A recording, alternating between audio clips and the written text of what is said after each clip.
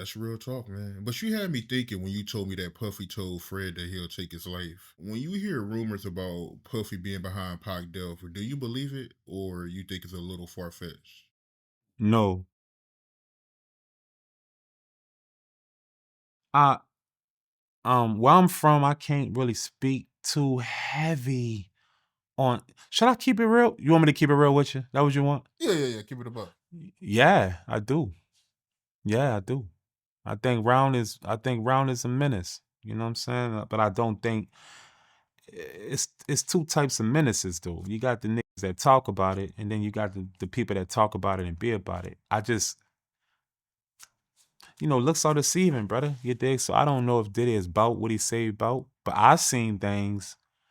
So I'm gonna say it's kind of like 50-50. But right now he on trial right now. So me speaking on that make him look bad. And that's what makes me feel like a duck, you hear me? But the real truth of it is, my Paul he say, how could you sit up here and do the interviews, Chop, and I feel like you taking up for a nigga that fucked over you. And I was like, I don't feel like I'm fucking no. I don't feel like I'm taking up for him. I just feel like at the end of the day, it's player of me to not bash a man 100%. But I will say this here. Do I feel like he's capable of the things that they said he did? Not 100%, but most of that shit. Most of that shit.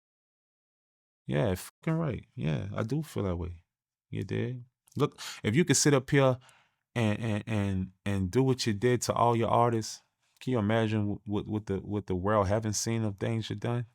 Come on, it ain't rocket science. Yeah, fucking right. It ain't rocket science, bruh.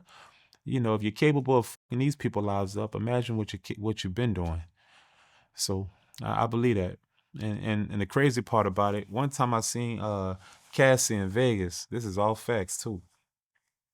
I seen her at Floyd Mayweather Club, and I don't know. I just came up in there randomly. I came up in there I was living in Vegas, so I seen that she was so happy to see me. She was like, "Chop," because you gotta understand, man. Cassie, she like a year or two older than me, but we come from the same era of being around each other. You dig? So I seen Cassie before Diddy was that was Diddy lady. That was actually Ryan Leslie girl, and Ryan Leslie is the one that did "I See You, Little Daddy" for me, featuring Lil Wayne and everything. We shot the video and all, but Ryan Leslie produced that for me.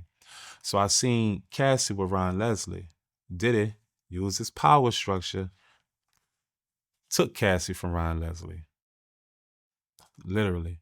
Yeah. But anyway, I seen her in Vegas. This before years after. Oh no, years before that situation happened. Probably a couple years, probably like 2.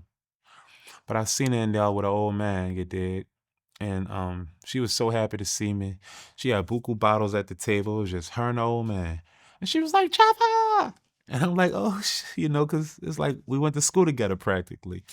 The Diddy camp, bad boy college. She was so happy to see me, and we took shots together. And she told me, I swear, she said, I never did nothing wrong to him. She said, I did everything right. I was just trying to pursue my career. You know that, huh, Chop?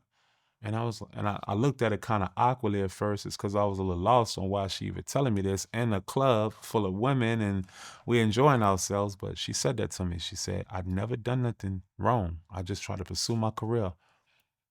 And a couple years later, she sued him. Yeah. So that let you know, like, this shit was burling up. This was bound to happen. It was bound to happen. You know what I'm saying?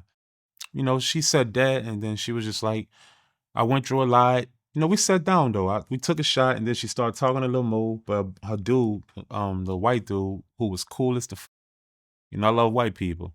He was cool as the, and he was just like, he was trying to be, he was trying to be like real, like trying to get her to like not say too much to me. You did, even though he looked at me like I was the coolest guy in the world, but he was just trying to get her not to speak so much. But she was so happy to see me, and to me, it felt like she just wanted to talk to somebody that understood it.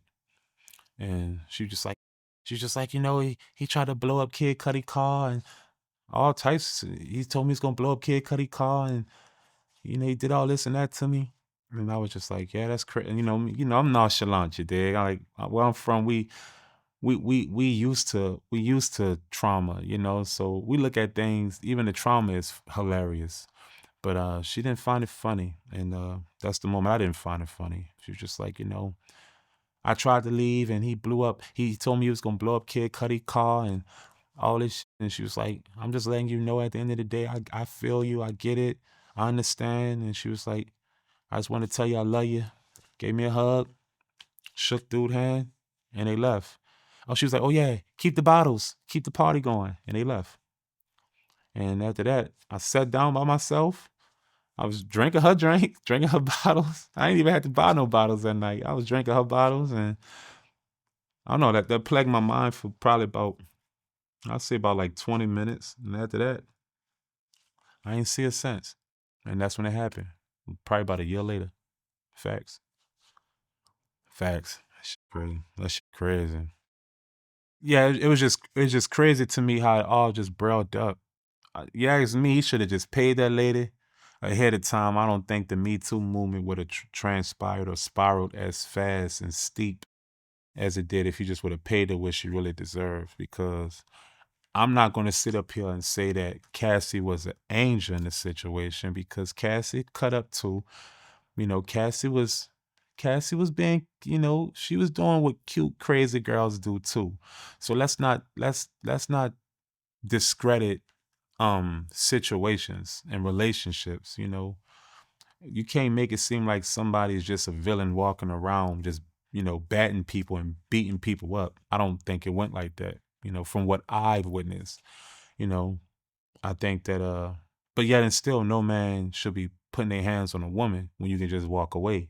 But I think Diddy felt like, as being an egotistical control freak, he felt like Cassie belonged to him. And you ain't going nowhere because I said so. Just like in other relationships in life, that's how some men feel about women that they deal with, the toxic relationships. So I think that's kind of what it was.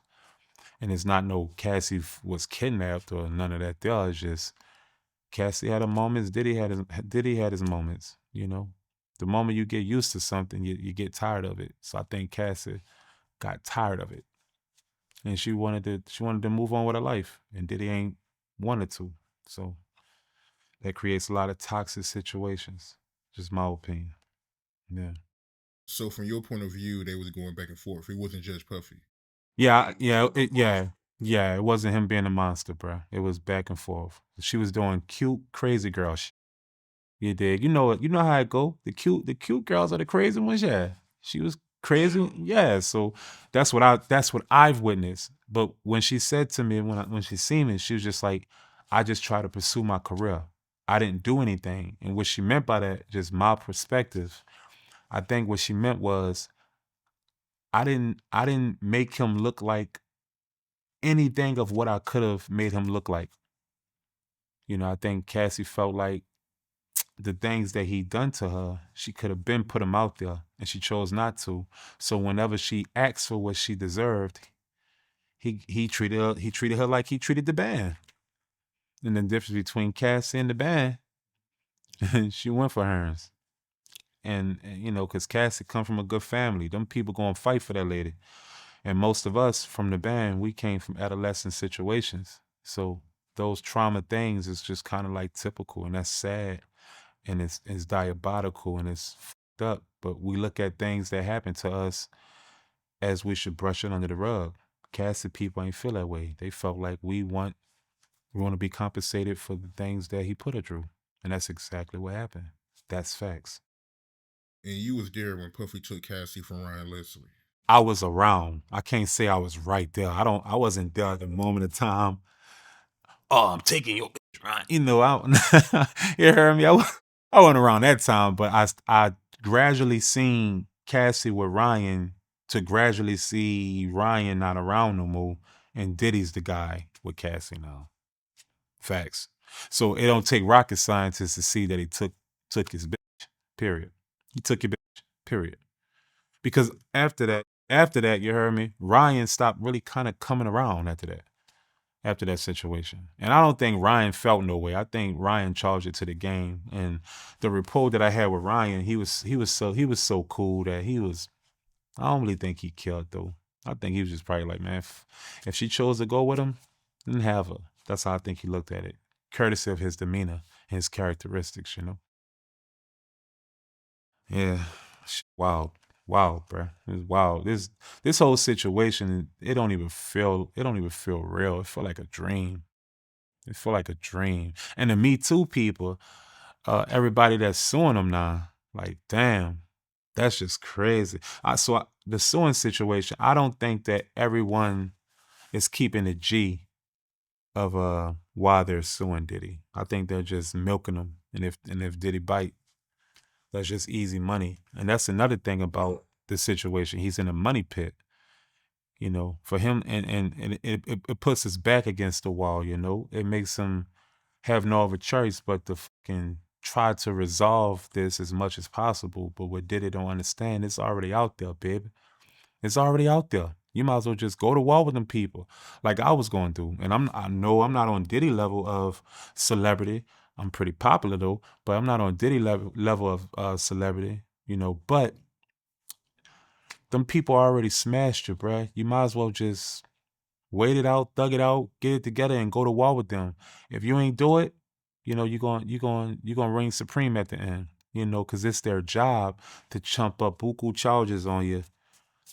You know, and then see what they can prove, and that's their job. So you're not in jail right now because you are found guilty or anything. You in there of accusations and trumped up charges. Yeah, he got a lot to overcome, man. And it's crazy seeing Cassie with a trainer now. And I heard that, the trainer she with Diddy, he's the one that hired him. But that lets you know women though, not all, but that lets you know the vulnerability of women. You know, some women are a little different because how can you go from this multi-billion? No, I'm not gonna say multi-billion. This billionaire to being vulnerable to a trainer. Well, I guess the word is vulnerability, isn't it? At the end of the day, money stop being important when you get around it enough. And that's the thing, you know, you can only control somebody for so long with money towards they start finding a glitch in the matrix. Even when the band, you know, we got so used to being around money and everything with money and everything laid out for us that when some, not gonna say all, but when some got the rug swept from under them, they didn't even know how to handle reality anymore. Because you gotta understand, we've been on that show close to 4 to 5 years straight. You dig? So when the rug gets swept from under you, you know, and that's what I think. Like my brother Freddie P, who I love to death, when the rug got swept from under him, the only thing that he can think about is how he got done dirty. Because respectfully, he did. Fuck all that. Respectfully, we did. We all got done dirty. Respectfully, you know. But some people can't let it go, and some people, forgive but don't forget. Yeah. But my opinion, when she told me that she was afraid to go because um he was talking about blowing up Kid Cudi car, I was like, whoa. Shit. Yeah, Okay. that's crazy. Yeah. Facts. She said that to me.